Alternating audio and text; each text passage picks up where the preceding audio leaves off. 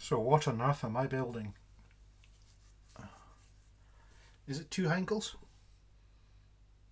Or is it only one? It's only one.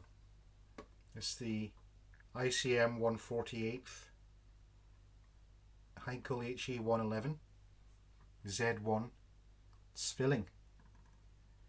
How did this marvellous, strange looking beast come into being?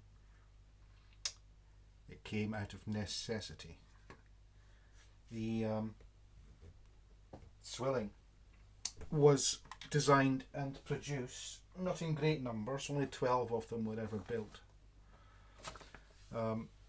because the Luftwaffe had built the Me-321 Gigant glider, which unfortunately was too large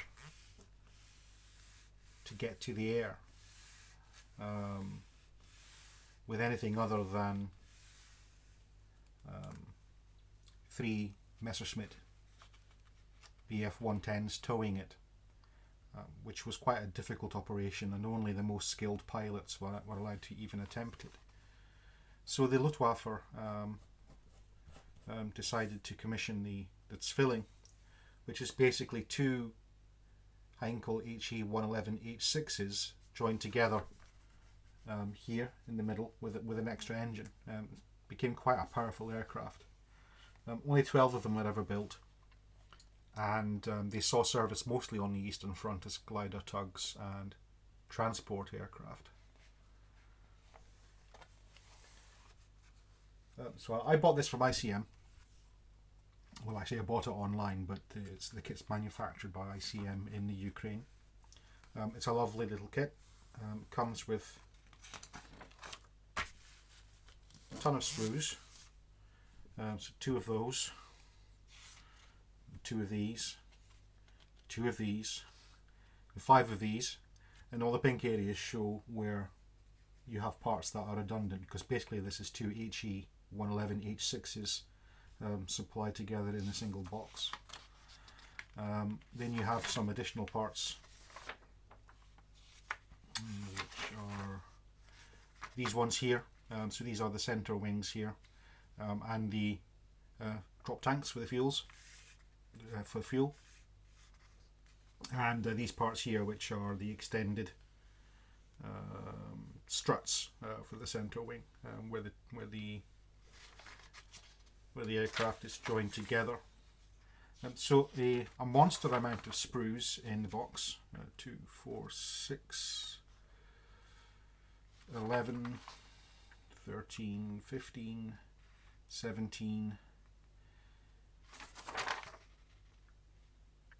19 sprues of the regular styrene, and then no, actually it's more than that. Never mind, quite a lot of sprues, a lot of parts. I also bought the Eduard Big Ed set for this one, which comes with all the PE and the masking that you need for the PE for the interior parts and the masking for the glazing. What I did find, though, was when I opened up the masking, it only came with masking for the outside of the glazing.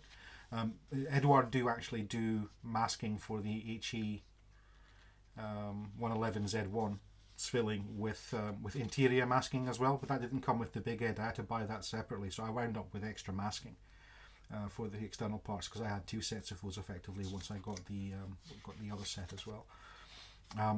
And you can see here the progress I've made. Everything that's ticked off in orange is what I've finished. So here I've assembled the wheelbase, started working on the interiors here. Here the wheelbase go between these two spars. And then you do that twice. One for the right fuselage, one for the left fuselage. And they do mirror each other, so you've got to be quite careful when you're progressing through the kit that you're actually working on the correct fuselage, because as you'll see when I work through the instructions here, you can see that there are some differences between these two. So I've managed to get these to this stage, all the PEs on the inside, not all of the PE. I left some of it out because it was either really too fiddly for me to work with my fat fingers and poor eyesight, or because it just wouldn't be seen when I closed the fuselages up, so I decided not to bother with those parts.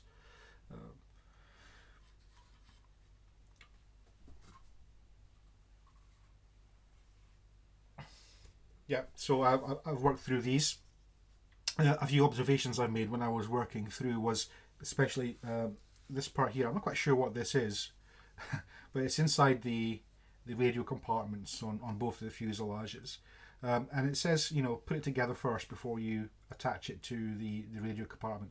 I actually found it easier to attach this one piece here, which is the circular piece, which kind of glues into the bulkhead there first, and then attach the legs afterwards. It just made more sense for me, because I think you know, trying to put that all together as a unit and then glue it in there, it could have fallen apart, or I could have broken bits off, or something like that. So it seemed to me that was an easier way of doing it. And then you start working on the cockpit pieces here.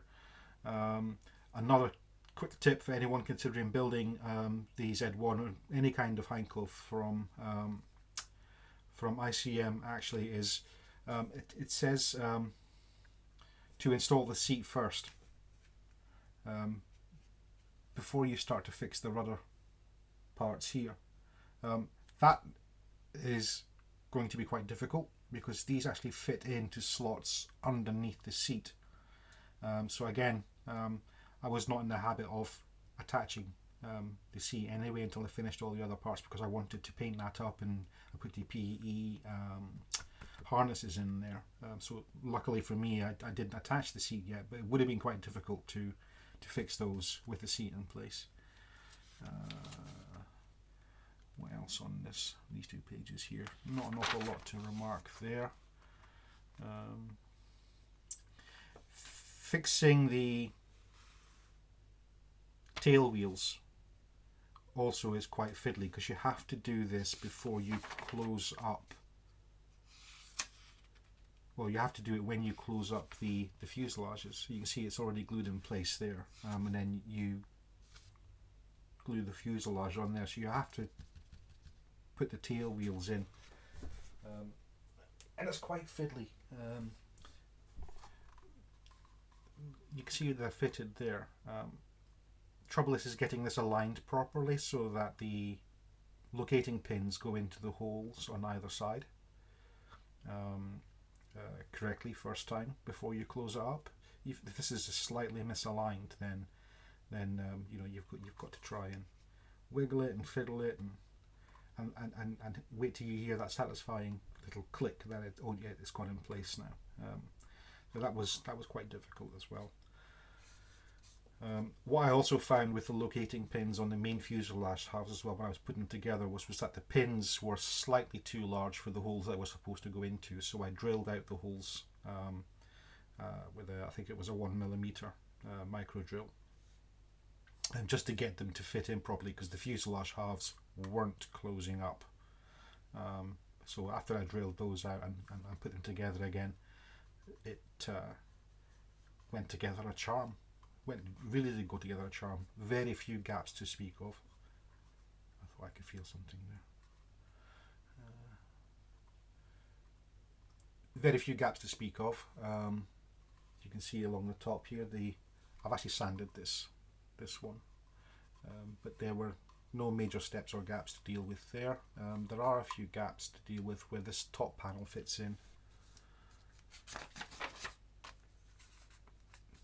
This one here, a few gaps around there, so I need to fill those, but I think there are panel lines anyway there, so that's going to be okay.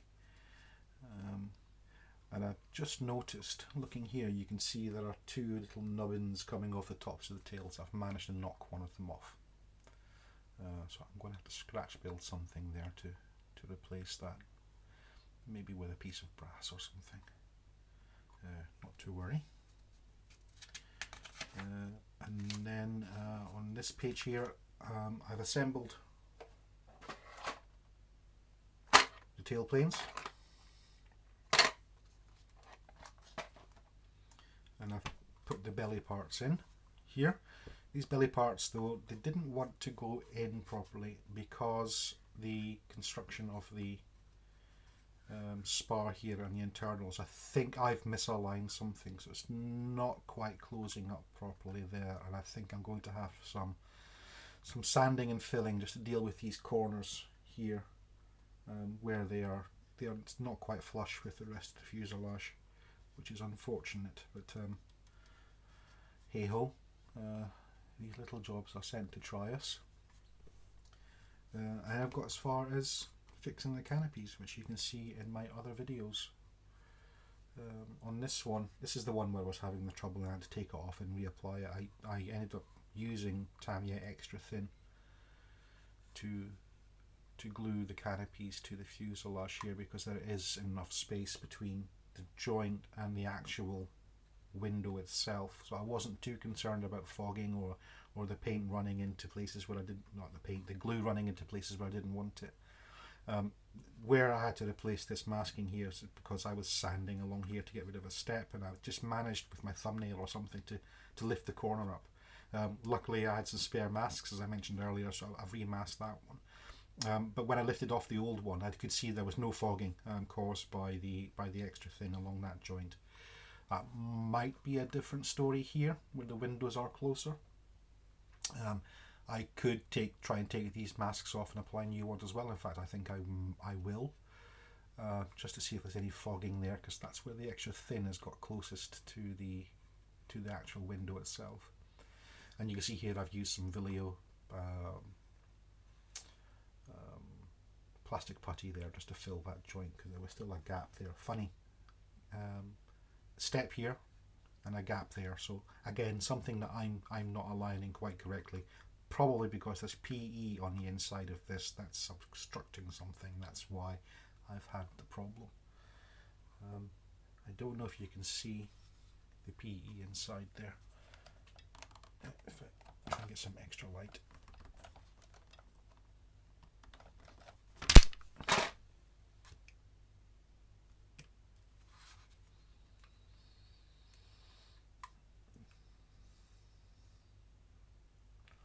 Not going to work too well.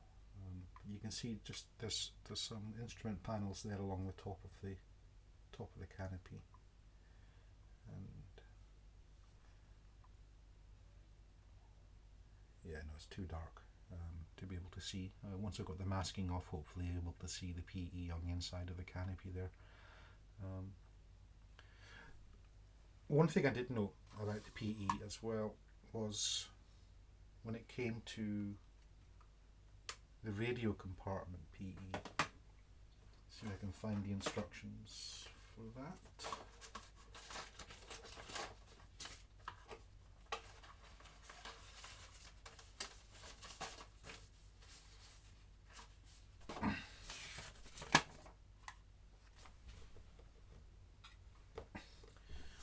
So the radio compartment PE, you can see here, I've scribbled all over it, but hopefully I can point it out.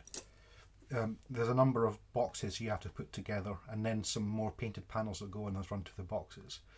So figuring out the sequence of how to attach these to the fuselage, paint the fuselage, and then come back and attach the coloured PE parts to those boxes.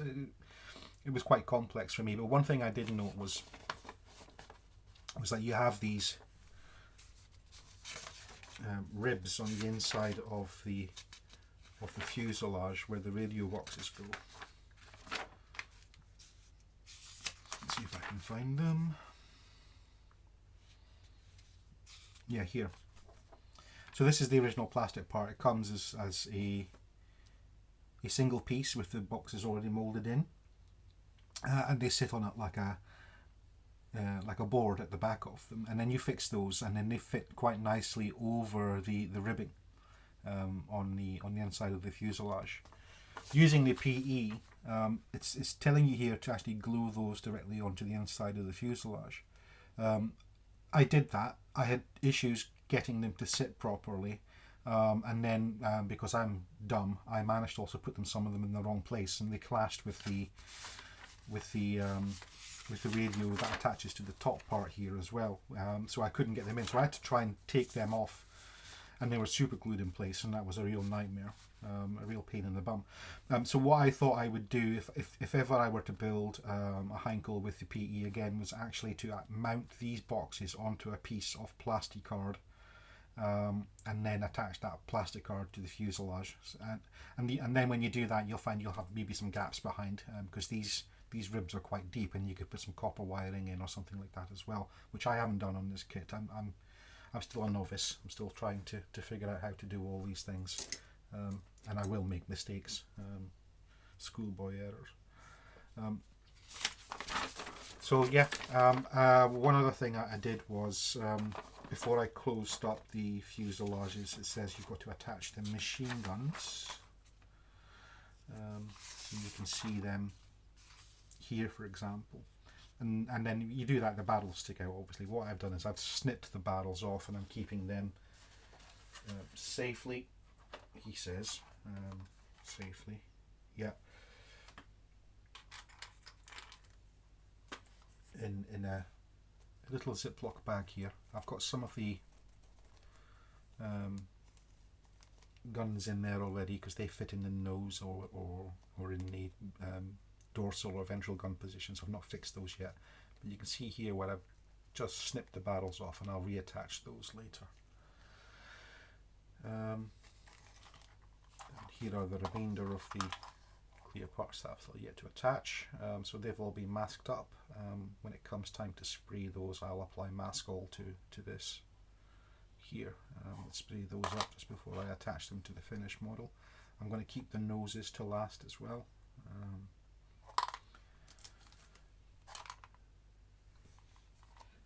So that's where I'm at with the Zwilling. I've got another video coming up about riveting as well. I might go over some of the same old ground again. I'm still getting used to recording videos. But that's where I am with the Zwilling. I hope you'll stay tuned when I finish this one. Hopefully once I've done this one, I'm going to do a video towards the end of this year, describing what my plans are for next year, which kits I want to build. The first one being the Trumpeter 1 to 32nd English Electric Lightning, which I'm quite excited about. And hopefully by then I'll have a new camera, maybe a new microphone, and these videos might be a little bit more interesting. But I do hope you stay tuned. Thanks for joining in. My name's Grant Hewitt. Goodbye.